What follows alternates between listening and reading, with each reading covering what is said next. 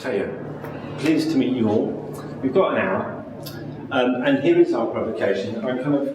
It's a bit epic. Well, it's truly epic, actually, but what the hell, it's that kind of day.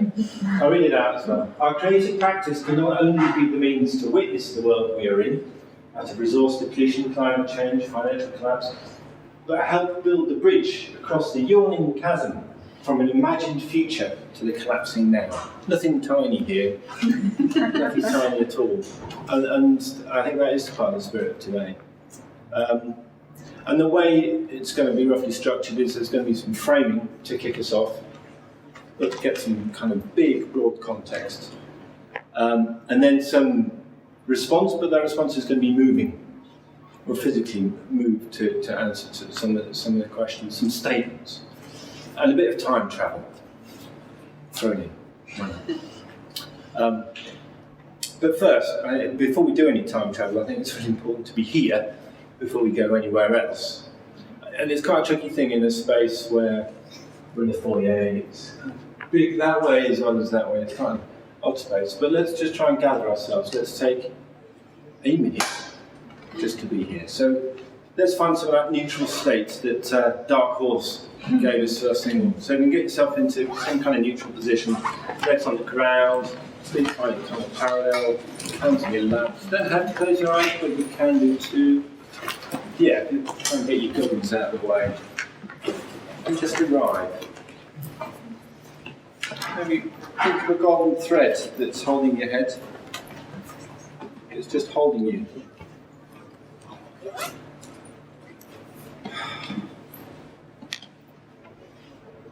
You start to notice noises around. You take attention to those. And then start to let go of them. You'll notice your breathing, I hope.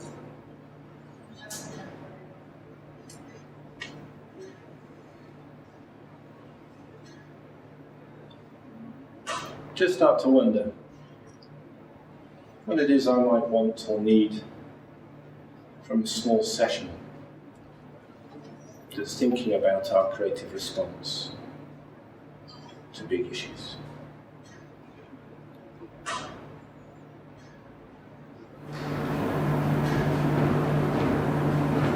Great. Bring yourself back. And if you can turn to your partner, and maybe I don't know how this will work out, let's start partnering that way and that way and that. Oh, that looks nice. Oh, that looks perfect. And just for 1 minute each, if you could just answer this open question. An open question, and literally it's spontaneous response. Over the last few years in my creative practice, I have been grateful for... Carry on. And I'll tell you when a minute's up. And you choose who goes first. Just... I'm Jane. Hi, I'm Eve. Let's give it a shot. Okay, I've been grateful for the openness, you know, what's out there. To a close?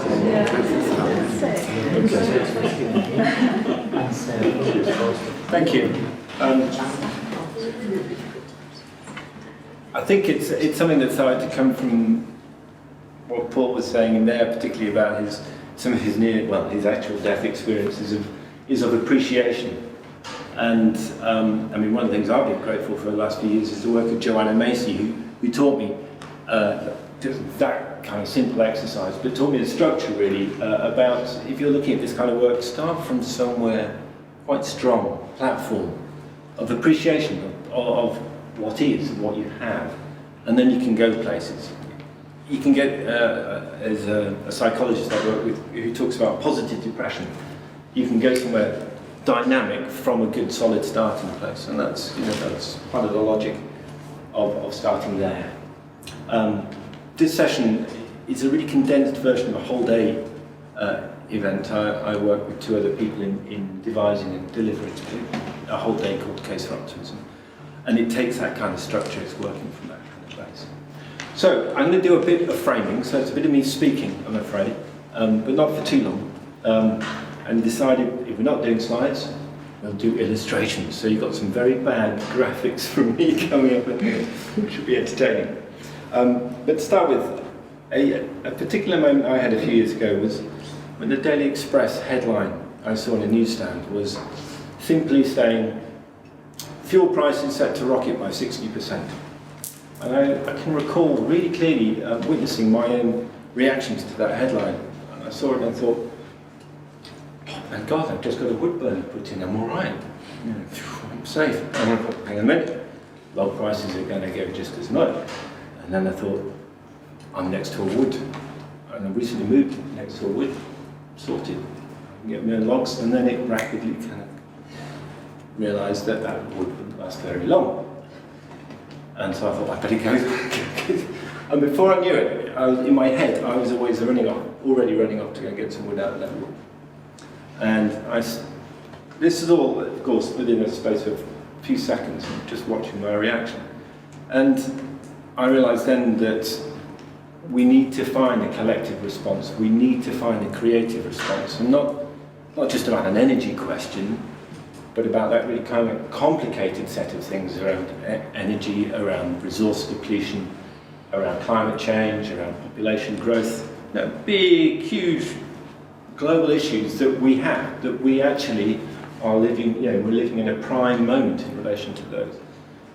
How do we, in the arts and cultural sector, promote that response? Because that's a competency and a role that this sector can have. How can we consciously step into that role? And so that's been the work I've been engaged with over the last 3 years, is exploring it, promoting it, testing it. I've been doing that directly through creative projects as an associate of Encounters, directly through research work with WWF, World Wildlife Foundation, and also some writing, some reports.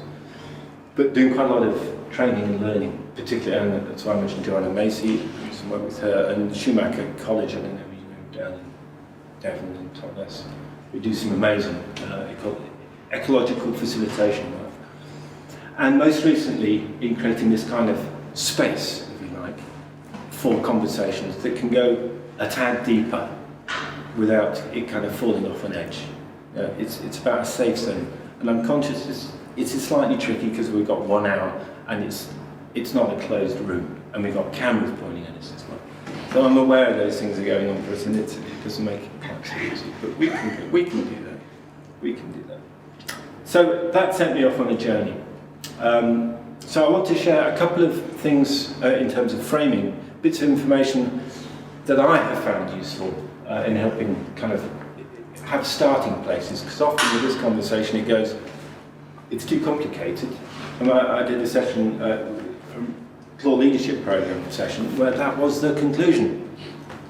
Sorry, too complicated, I don't know enough, I'm a beginner, tell me the answer. And it was literally stepping way right back, and you're going to go, we're all beginners in it. I'm certainly no expert, I'm not a scientist, I've come from running cultural organisations, I've come from a performing arts background. So I've just put some time in on looking at the framing of all this. So I'll do that without jabbering on. First frame. See how this...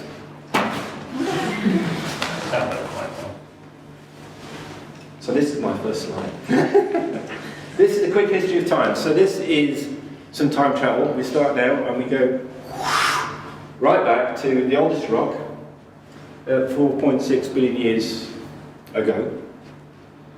And we take ourselves from there upwards. So 2 billion years ago was our first cells with a nucleus, kind of building block of growth. Go past our trilobites about 500 million years ago. Zip past some dinosaurs in the Jurassic just a few 150 million years ago. And come right up to us, past the Holocene, and human beings arriving 0.1 million years ago. And the point about this is that we are now entering a new epoch. The Royal Geographical Society has identified that it is justifiable to describe the time we are now in as a new epoch of the Anthropocene. It's identifying that humans are having a significant effect on their environment. It's shifting the globe that we are in into a new epoch. So we are now in the Anthropocene. It's putting it in that kind of scale. We are significant players, obviously within a very complicated ecosystem, but having a significant effect.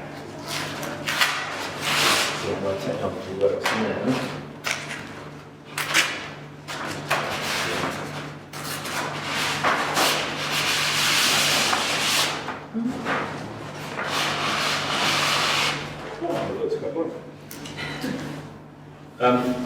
So, continuing in our time travel, so we're at 0.01 million years ago, we're going to go right up to 2009. 2009 was when the Stockholm Resilience Institute kind of sat down together in Stockholm, I guess it was, and said, okay, what are the key systems that we need to have intact to, I hope you've got enough fuel for your material that you're going to, yes, you're doing some scooting around. Yes, thanks very much. It's not that he's upset, is he? No, I always feel the need to explain and remember the audience leaving. Yeah, nine systems you have to have intact, and 3 of them are in serious places, serious danger. Climate change, the nitrogen cycle, and biodiversity loss. I can tell you what the other ones are, but that just kind of complicates it. But if you want to know more, I can say where this comes from. And that's a hard reality. You know, they've done the science, and I guess it's not a conversation about science at all. It is a relative issue. But those are the key systems that we need to have intact, and those are the ones that are in peril. So, we're now going to expand our time reference. Or we can get this top of the next one, just briefly. How's that? Can you see that? Okay. We're going to stretch out, so with 2009, we're now going to go back 2,000 years, forwards 2,000 years. Okay, that's what this graph is that way. And the upward scale of this is oil production. Okay, so this is a graph of what's been described as the oil or the petroleum interlude. Peak oil. Who's heard the phrase peak oil? Okay, that's what we're talking about. Basically, we've built a society in this period that's wholly dependent on oil. And our rate of extraction is declining, but our rate of demand is increasing. And also, I mean, it's a miraculous substance. You know, a pint of oil can do the work of something like 38 men in a day in terms of energy equivalence. It is amazing stuff, but we're using it at an incredibly increasing rate. And also, the energy we get out of the oil that we extract is decreasing. Initially, it was at a ratio of 1 unit of energy put in gets about 100 out. We're now down to about 1 to 20, and I understand that with the tar sands kind of work, it's going to be squeezed out of shale in a place like Canada. It's down to 1 equals 2 or 3 units of energy. So it's reaching a peak and it's going down. And we're straddling right at the top there. Who can say when it's actually peaked? It's roughly around this kind of, give or take it's now. And so we're sat straddling the top of there, and we're kind of shifting from a time when the amount of energy we use really is a reflection of our economic growth, and our well-being is dependent on the amount of energy we use. And we're shifting from a time of that to that very oil dependency is actually our vulnerability, because we need to change from that kind of degree of dependency. So it's a very significant shift in how we use energy. Okay, and my final illustration. travel. That's all right, that's as far as it goes. Is a quick shift, so we're looking forwards 30 years. It's kind of comfortable time travel, that is. This is a visual created by Paul Allen, who runs the Centre for Alternative Technology in Kirklees in Wales, who've been working in this kind of field for 40 years, I think. And they produced, I brought it with me, an amazing tome, Zero Carbon Britain, 2030. It's possible. This document shows technically how it's viable to shift from the kind of oil dependency on, if you like, ancient sunlight, that's one way of describing what oil is, to annual sunlight, to renewables, to energy use that we can rely on every year. Okay, it's in here. It's an unbelievably detailed plan of powering down carbon-intensive energy to powering up renewable energy. So it's a very, very positive statement about that. And the question Paul likes to ask is, well, how do you get to there? How do you actually think about 2030? So he talks about starting here, starting in the future, starting in 2030, which isn't very long ago. I mean, it's equivalent to 1992. I mean, it's like yesterday. Going forwards, it's not long at all. But we can imagine being here in a place where all this stuff works and build backwards. Then we have a role to play. And I would certainly advocate the creative and cultural sector has a massive role to play in helping us envisage positive, possible futures, rather than the kind of realities that we build forwards, dystopian, kind of negative, The Road, Blade Runner, or even vaguely positive ones from the 60s. We can step forwards and think of it backwards from a positive version. Then we've got a motivation to build forwards, okay? So that's the time travel bit. So I want to end the framing on a quote, because Brian Eno nailed it for me. Because in terms of imagining how we can do that, he sums up our capacity to do that. So a quick quote from Brian Eno. Humans are capable of a unique trick, creating realities by first imagining them, by experiencing them in their minds, and as soon as we sense the possibility of a more desirable world, we begin behaving differently, as though that world is starting to come into existence, as though, in our mind's eye, we are already there. The dream becomes an invisible force which pulls us forwards. And by this process, it begins to come true. The act of imagining somehow makes it real. And what is possible in art becomes thinkable in life. So ain't that our task? That is my provocation, is that is our task.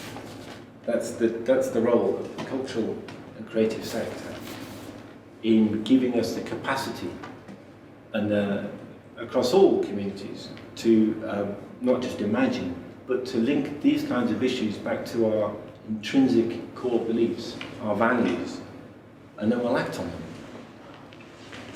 We can respond to sticks and carrots around numbers and measurements about carbon use, but actually if it relates back to ourselves, and this is bringing the personal into the professional, which is always an intriguing terrain to be in, but that's what the arts do. And this is the arena we need to step into. So that is my provocation. So we can respond to that, and I'm going to offer you a way to respond, which we can all do collectively. I brought along. Yeah, are you with me? Sorry, no, that was me talking for 10 minutes. So are we all right? Good. Because we're going to get up now. we're going to do some of that. Okay, has people played with agree disagree before? It's a very, very simple idea. Yeah, if you give me a hand, could you stick that on the back of your chair? Maybe turn your chair around. On one side of the room would be the word disagree, and the other side the word agree. And it's dead simple. I've got a couple of statements which I'm going to come with, which relate to what we've just talked, what I've just talked about. And you respond by physically marching along, and your position relates to how much you agree or disagree to the statement. So it's a spectrum. So you can stand, maybe we'll put this one, actually, let's sit just there.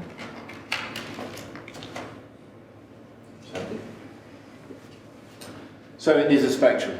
If you're really not sure, you're right in the middle. And you're allowed to change. So if you hear things that affect what you think, you can respond by moving. Okay, and then we'll talk about why we're standing in various positions.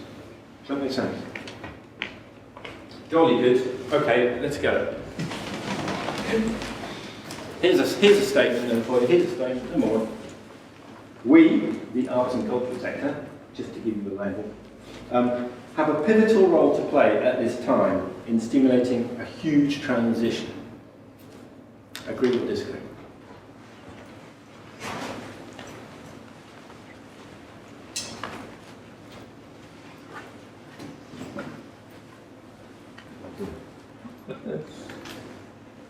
It's a good mix, actually. Let's get some opinions. You're really closest to agree, so. Oh, you can just because it's most convenient. I think the arts is a way of communicating a worldview that sometimes is difficult to capture in everyday life when it's so far removed from where you are. But the arts is a way of shifting you in a way that is often faster than any other way. So that's what has an impact. Direct, it's almost like what Paul was saying, stuff. Directly. Yeah. And this isn't about convincing each other. We're all totally allowed to stand where we stand as well. And you can move, as I said. Okay, so for you, that's why it's important. And is there something about timing? Does it relate to, do you see that because there's a combination of issues, or? I mean, as far as this whole issue is concerned, I've looked into it a little bit, and some people are so far removed from it that it doesn't affect me. And you're like, well, actually, it does affect you, but you're just ignoring it. Yeah. And other people are so extreme the other way. I think we're in a time where it's not become a common view to make a personal. It's not become the whole viewpoint to make a personal change. Yeah. I think some people are making personal changes and some people aren't. Yeah. And I think we haven't got to the urgent stage yet where we're going, I've got to change. Oh, we'll ask that one in a minute. We'll personalise it in a minute. As long as we have... Are you halfway-ish, or...? Yeah, that's right, just over halfway, really, as long as we have the vision, then we can express it. So my question to myself is, do I have the vision for this different way of looking at things, thinking differently? And then we can express it, that's true. Other than that, we can as is being done through the arts, say what the state of play is, but that not necessarily is a vision for how things look differently in the future. So unless we have the vision and we can see things differently, have we got anything to say? Or that's where I want to go, really, with saying something about this, rather than just saying what is currently the state of play. Does that explain why you're halfway? Yeah, or? yeah. Because I'm not there yet. I haven't got that, working on it, but I haven't got the full vision. We need visionaries. Okay. Anyone urgently wanting to say something? Yeah. I'm not all the way over there because I'm stumbling over councillors and policies and government who are Yeah.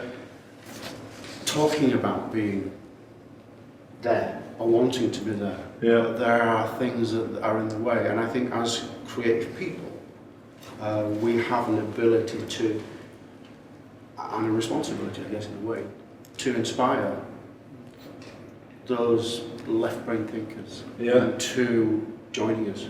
Yeah. Art has done it before. It's taken us out of dark ages into Renaissance. Yeah. You know, the Medici family, the biggest dynasty on the planet, you know, financially, didn't get to where they were through trade or through war. They got to it through inspiring people, through arts, through sculpture, through paintings, through music. They brought humanity out of the dark age into a cultural renaissance, enlightenment they called it. And I think we're kind of at the cusp of that now. Once we get over all these guys. So that thought's between you and them. That's It's policy and government. Yeah, they haven't bought into it yet, for me. Yeah. I'm seeing it, I'm reading about it, I'm hearing the words, but I'm still seeing devastation in the Amazon. Yeah. And I'm still seeing people driving around in petrol cars when this alternative is available. I'm still seeing all that, I'm still saying. So I believe in my heart of hearts that we're going to get there. I have no doubt about that, because we have to survive. But there's still all this work that needs to be done. Yeah. I like that focus. So I was thinking myself about the idea of, it's all right, you know, being a creative person and imagining something and then telling people about it in a creative way, and so you're communicating the message. What really needs to be done is the people who are actually going to actually put that into action need to think more creatively. So maybe it's sharing of that ability to be creative in the way you go about things. There's something that needs sharing, as well as actually just imagining the future. Imagining how to get there is a method, and it's okay imagining things, but you need to help everybody else to be able to be that creative in the way they think about things. Brilliant. So let's do that. Yeah, no, sorry, your name is, you've just, sorry, Paul. Paul just struck something that the other day I was talking to a friend who's doing some restorative work, or was hoping to do some restorative work in a church, but the friends of the church decided not to go for it, not to go down the restoration route at the moment. And then this restorer said, do the friends realise that these paintings are there for a reason? You know, these paintings are now dark, but they were painted about 100 years ago. And why these actual paintings in the church? And I have done some work in a small church, sort of in Wales or somewhere, and the older warden was a bit against it. So anyway, the restorer went ahead, did the work, and the warden sort of looked at the congregation, sort of, you know, as the weeks went on after the restorative work was done, and then the congregation went from old to young to younger to younger, and then families sort of came because the paintings were sort of, you know, it's like the medieval to the Renaissance, is that, you know, those paintings were uncovered, so they brought more interest to the church. So that's, and basically now the paintings are covered and still covered in this church, 100-year-old paintings, and if they're, you know, it's sort of the gold gilt or something like that, people will come from miles around and be a part of the congregation. So the church was a very, very important part, and now we're sort of coming across, you know, a very old congregation, which so it just Can I use shorthand then? As far as illuminating. Illuminating, yeah. In a way, that's part of my interpretation. What you said was, if we can illuminate the people who are standing between you and the agree, then we might get there quicker. Would that be? Let's call it illumination. So here's a statement: the most important thing that we should be doing is illuminating the people who are in the way. Agree, disagree? Let's see it. Let's move. That is I offer that as a statement. Great. So we've got some polemic. Okay, well, let's hear it. Because I don't think we should be illuminating the people in the way. I think we can do as well, but I think we should be illuminating the vision of the future we want to create. Because I think that story about the paintings is about uncovering something that then develops interest. It's about having a vision of what that church could be or who it could attract, and then doing something to make that happen.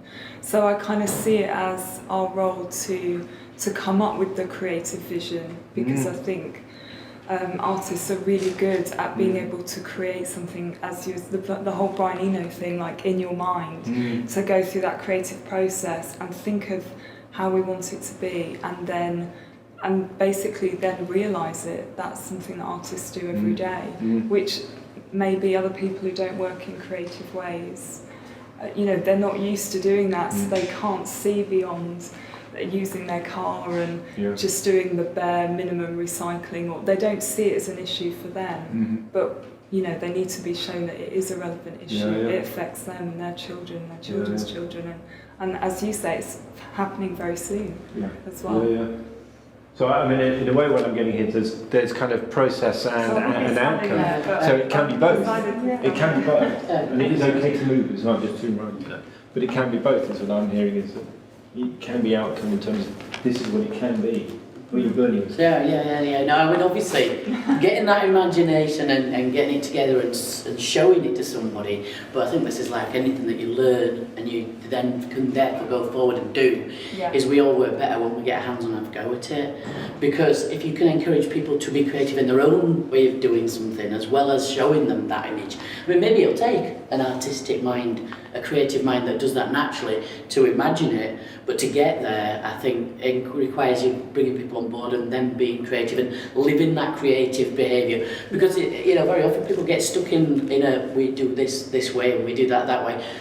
And if they were given the freedom to be more creative, it shows in industry even. If everybody's given ownership and ability to change their environment, they become more creative in the way they think about doing things. So you've got to have the vision first, it's true, but I do think very much about taking people along and letting them be part of that, show them and then involve them, because if people aren't thinking creatively how they're going to get somewhere, then all they're doing is looking at something that looks impossible. Well, I mean, it's a classic debate. I'm at the Tipping Point conference tomorrow, Thursday, Friday, and this is a key part of the conversation about the work of people like Kate Farewell, who are working with artists to go, how can we inspire you as much as possible to kind of generate stuff? And then there are participatory artists and working with scientists who are going, we're stuffed. We cannot communicate this stuff. We've said it, and everyone's just going, I don't want to hear the doing things. And I cannot engage. And so there's both processes going on. Absolutely, so I'm really pleased you stood there. Let's go back to the personalisation bit. Let's do a statement of, so as well as the collective we, describe who you are. The statement is, I have a really important role in this now. Agree, disagree.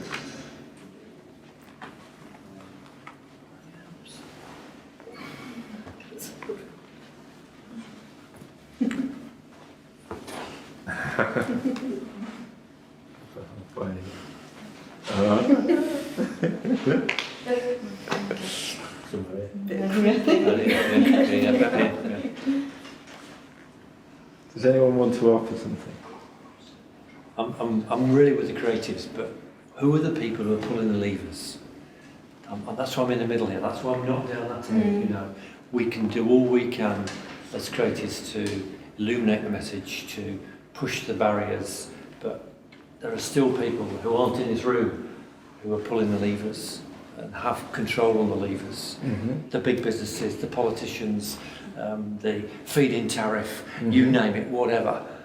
We're not pulling the levers. We can only educate, we can only influence, we can only enable in a way, but we don't pull the levers. Locally we can do a bit, each town can do its bit, each community can do its bit, but you still need that leadership direction, and I don't think it's there from the people who are really pulling the levers. There are some huge vested interests in this. Yeah, we can do in Lawrence Batley Theatre We can make it as sustainable as possible, as carbon-free as possible. In the next 10 years, its energy bills will go up 30%. We can reduce those energy bills. The heat we've got in the room now, the taps in the gents' toilet run hot water for 5 minutes before they switch off. There's something wrong. There's minimal little tasks like that can be done to save energy. Aren't being done. Where's the thermostats on these? You know, it was really cold with the door open, but it's way up too warm now for they're just burning energy at the moment. Yeah. Okay. Okay, that's one example, but the real levers are somewhere else. The real levers are even the oil companies, aren't they? Still selling the oil. Yeah. Well, Whatever it's still price. Captive market, aren't we? But yeah, I feel like I'm on a fence. Really, my own practice. Yeah, I'm at grassroots. I'm inspiring as a creative practitioner. So I can be a little ripple, a little pebble, and a little ripple. But I don't think I can jump and bomb into that water and create big waves. And so I'm so positive, about it and doing what we can individually, and I'm sure everyone in the room is. But there's still a lot more to be done as a group somehow or other. Who's pulling those group levers? I can't quite work it out. I struggle on that one because I've got obviously your personal, what you do in your own personal life, you try and do your bit for everything that is going to make change. But you have that time out to just go and make a vision and come up with ideas of something, even if it's something doable within your own community, because that's how you can do things. You shout from the rooftops and talk to the world if you got the opportunity. But most of the time you just talk to people about you. Yeah. But even doing that's only a little bit, it's only a little role really. But I suppose if everybody has a little role, if everybody takes that little role on board, it makes a big difference in a town or a city. It's chances to come together and do that. Yeah. Well, transition town movement is a case. Does everyone know Transition Town Movement? It was basically localised energy descent planning on a voluntary basis, at kind of village and town scale, and looking at how they can plan to reduce energy use and then all sorts of behavioural things, but on a voluntary local level. And there are now hundreds of transition towns, all over the world actually, which is, for me, that's an example of, this is me acting in my little version, bit of the world, my tiny bit of the world, and actually it is becoming a collective snowball. So it's a working example. I think the personal one is really tricky. It's a very particularly trying to bring it into work. So there's a values gap, if you get the term, about what is.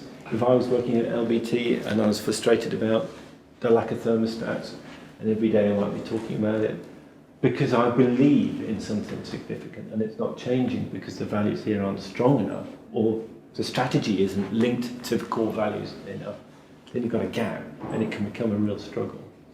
And I think there's a tension in a lot of places like that, and actually there's a capacity, particularly in organisations, to actually get a lot of change going if you can tap that into that values gap.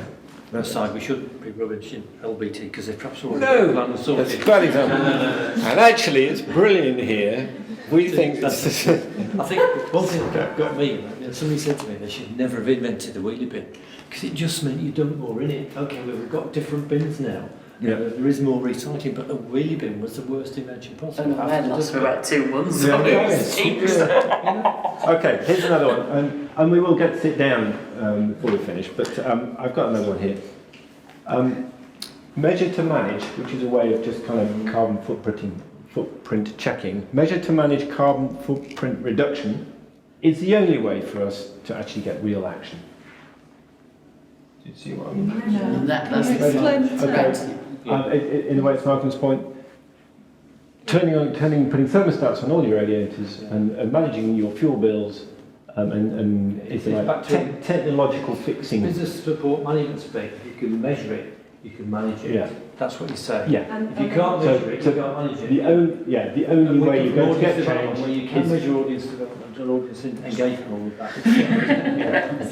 And the question was, sorry. So the statement is that's the only way you actually get change is if you go, here's the measurement and it's a hard line and that's the target and we're going to reduce from that number. Right. Got to manage it. And that's the only way we're going to get real change, if you do that. Agree or disagree? So the statement's about how does change happen, Right. really. Right, I think, yeah. And that change can happen either by target, number, go for it, or it's about values and belief. Sorry, and that's me projecting it. Because actually I want to hear what you guys say. Yes. Okay, brilliant spectrum, fantastic. We are getting a lot of stuff. Who'd like to open it? But I haven't heard from you. So. I think if everyone does, measures, then it will work. I mean, like for example, my mum, she hates recycling. She, it annoys her having to clean things out and things like that. So, but I do. So when if I tell her it's wrong not to and things like that, then I don't know. That's the way it's going to work. If I just say, oh yeah, fair enough, and don't do it like she doesn't, then nothing's going to change. But if everyone just keeps doing it, then I suppose that's the only way.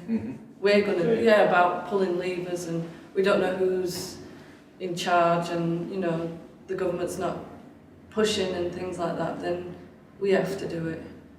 I think that's the only way. It's clear. Yeah, we know what we're doing. Yeah. We can see change physically then. Okay, so from midway, you're really right in the middle. Oh no, we've spoken, Difficult one to answer. In my head, nothing's an exact science. Yeah. And you can tell people what they ought to do and you can measure it forever, but in the end, if they're not going to sign up to it, they're not going to wholly sign up to it. You can hope that they do, and you can give them all the provocation they need to do it and all the rationale behind it. But in much of the world that we live in and the society that we live in, there will be people who just won't. And it's the same with the arts. It has overlap with that, doesn't it? People, you would love for everyone to be involved in the arts, but it's not everyone's thing. It's not what everyone wants to do. Someone might prefer to do sport or whatever. There are overlaps again, but it's not for everybody. And I think you will always struggle to get everyone to sign right up and get on with it. No matter how much you prove it, no matter how much you prove your case, there'll always be someone who says, I'm not I doing think that. if things physically change though, I wish. Sure, there's a feedback. I'm a cynic. It's interesting what's happened with smoking. Yeah, I'm going to raise that. Yeah, you're just not allowed to do it, and that's No drinking on the ground at all. They're already beginning to blur a little bit some of that, aren't they, and say, well, we're going to allow this to happen, are we going to allow that? It's a great example. Look at how things have changed, isn't it? Yeah. That was a cultural shift that happened in our time. Examining that in a little bit more detail would be interesting to reveal whatever that reveals. There's some research going on, I know, Collective psyche. around slavery. How did slavery end? It was exactly the same about oil. The world depended on slavery. It stopped. We'll debate whether that stopped. Yes. Great point. Point taken. This looks different. You can get the dynamic right, so by the time And I've seen many of them it's smoking a cigarette in the car full of children. So on the spot fines for litter. Sheffield. But my point, Malcolm, would be, what was the cause of the change? It was a cultural shift, and I would argue it was a combination, but we've got to have the depth of insight to understand that it is I'm really about that end as well. motivation. And that's great. I mean, I'm delighted to have the spectrum because we thought we'd really pull the issue out. But do you think it was measuring people in this context? People working out, okay, I'm having 27 cigarettes a day and I know this. Do you think it was that measurement that caused it? No, but do you know what? I think two big things that happened were like printing warnings on cigarette packets, like pictures and things, and all of that stuff was quite horrific. And also banning it. I mean, it's a bit weird because, again, this is kind of based around like legislation, government taking the lead, which I don't think you necessarily have to have. I think it has to come from people. But the fact that it's been banned, I think, in public places, certainly as an ex-smoker, I rarely smell cigarette smoke anymore and think, I'd love to have a cigarette. So I'm it's been taken out of my society in a way.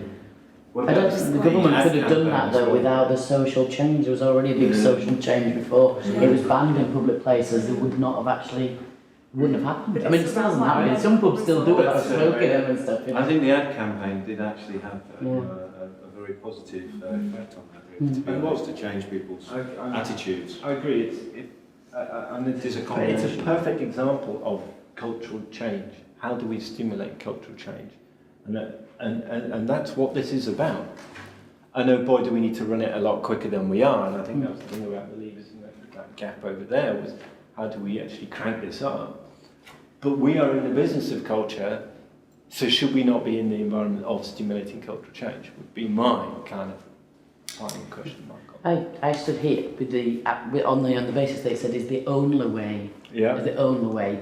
Fine. You know, measuring things and throwing that, you know, showing people what it is and isn't that they're doing, and giving them the cranks and levers with which to do it. Yeah. There's got to be part of it, but you can't just drop those on people and say that they've got to want to do it and feel to do it. Absolutely. And the grandma who's got radiators blasted out all day because she feels ill when she's not warm is not the person that's going to change the world, you know. And that the person's granddaughter who's sat there going, well, I don't want my mum and grandmother sat there. She got pneumonia last year.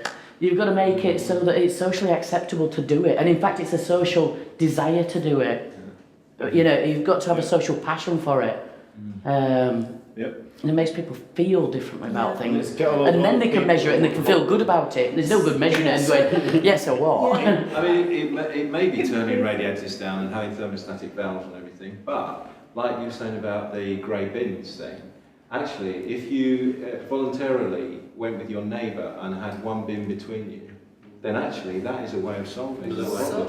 So in other words, you're not reducing the size of the bin for every individual, but you're actually bringing something into play which is a different dimension of social. What about large houses and people actually sharing houses? That makes me just think of neighbours arguing over who's filled the bin up. Just made me feel like that. The packaging at the manufacturing would have a bigger effect. Educating the people about waste, the amount of food that's wasted every year. That's true. But what about cleaning, packaging though? You know, especially meat packaging and things like that. Plastic packaging, because that actually takes hot water. Yeah, there are certain things about it that maybe we're kind of missing a little bit, because you've got to be economic with all aspects, not just think about recycling, because you could be using an extra bowl full of water actually to recycle it, and then where's the energy thing then, So there are a lot of aspects to it. I've got to add to that, using a dryer in winter, a tumble dryer. Do you use a tumble dryer, or do you do what a lot of people do, is put the thing out for half an hour, bring them in, put them on the radiators, have the whole of the house heated all day, instead of for the couple of hours you might have wanted it in the evening, have them dry on the radiators, then you iron them, or you tumble dry them for 1 hour, and you've got a massive load of washing dry, check now, and probably don't even need ironing. In winter I've thought that, And you get soft towels. It's sort of, realism. We've got 5 minutes left, and I'm loving the humanness of this conversation of going from 4.6 billion years ago to our tumble dryers. That's what we're about, isn't it?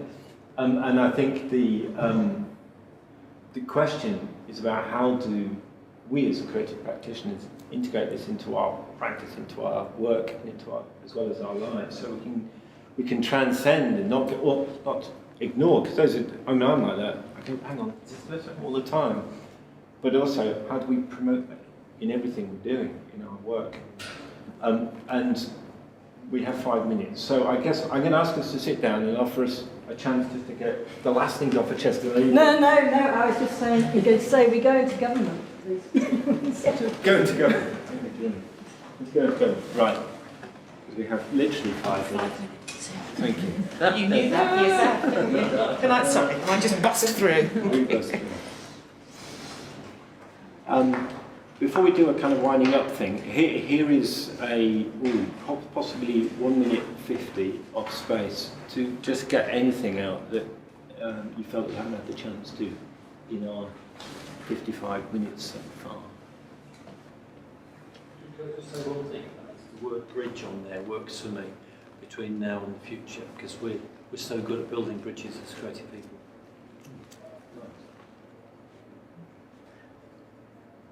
A problem with creating an image of 2030 is that I don't know what it is. I don't know the answers. So it's imagining with information. I think sometimes imagining can occur better if you've got some, even full knowledge of what the problem is now. You don't have to have knowledge of what can be done, but you can't imagine things if you haven't got a full knowledge. We're all very wrapped up in our lives here and now. What are the problems? And you know, an honest news is great, and news is full of information, and people knock the journalistic systems that we have around, but you know, it's a means of getting information of some form. But you have to, if you want to focus on it, you have to go and search it all out. Getting some straightforward information is always. An offer to you. The one-day version of this will hopefully be at Yorkshire Sculpture Park in July, and that's what we will do in that session. Right. So I'll let you know that. I think the quality of the information out there as well. There's a lot of disinformation that's being fed by oil companies and the like. So what people are getting, they're getting very mixed messages. Climate change, what's the thing about climate change? It's not real. It's a theory. There's no there's no evidence to support it. Yeah, so there's a lot of people there that've got that disbelief to start with. And what you were saying, I think there are people there who have got these ideas over there. You know, it is there, and there isn't the forum for them to share that information. So I think something that's really important in bridge building is collaboration. I think people need to work together on this. Great. On this kind of picture, I don't know how many people are aware of the film by Al Gore, which goes on The the mountain. Inconvenient Truth. Yeah. But there's also another one, I haven't seen it, but it's been recommended to me, is it called The Age of Stupidity? Yes, Age of Stupid.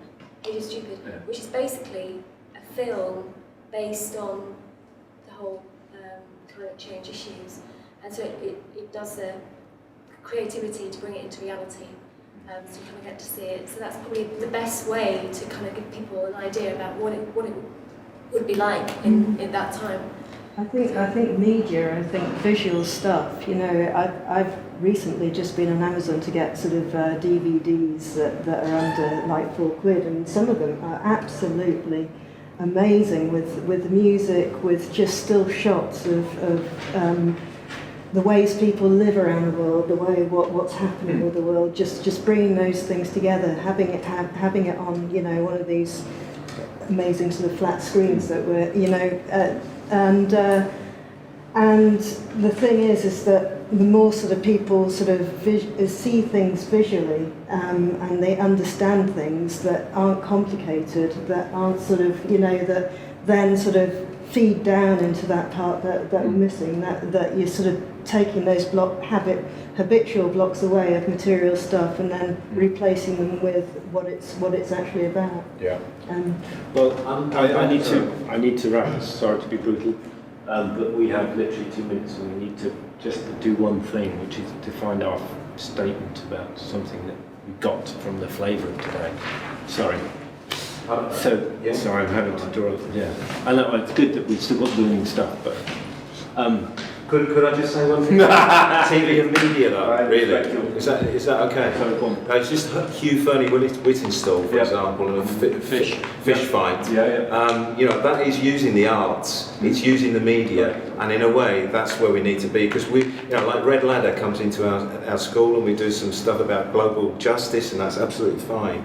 But it's hitting a small degree of the nation. We need to hit something really big, and it's through the media that we're actually going to be able to do that. So it's people in the media who can create these kind of programs and campaigns that actually will get the job done. Right. Okay. Underneath your chair, you'll find an imaginary box. Could you get it out? I'd like you to reach under your chair and get your... Oh, yeah! It's not a big one. Okay. And inside your imaginary box is something that represents the spirit of this conversation. A realization, maybe, or just a little bit of information. Something, it could be a statement or an object. Something that sums up what you got from the last hour. Open the lid, see what it is.